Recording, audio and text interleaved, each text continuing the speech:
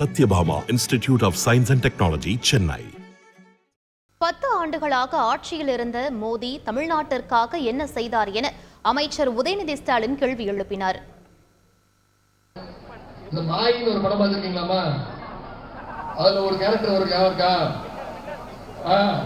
அது எப்ப வருதுன்னு தெரியாது, எப்ப போகுதுன்னு தெரியாது.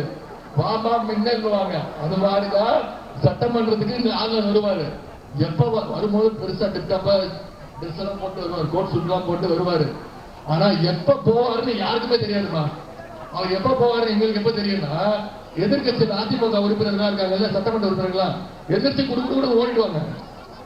அவர் வெளியிடம் பண்ணும்போது அவங்க இருக்கக்கூடாதான், அவ்வளவு பயம். அதாவது அதே மாதிரி இன்னொரு படம் இருக்கு, வின்னர்னு ஒரு படம் இருக்கு. வின்னர்ல ஒரு கேரக்டர் வரும். ஆளுநர் அப்படிதான், பில்டிங் ஸ்ட்ராங், பேஸ்மெண்ட் ரொம்ப week.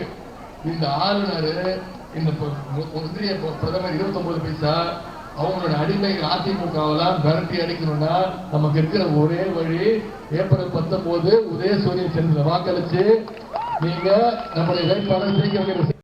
Satyabhama institute of science and technology, Chennai.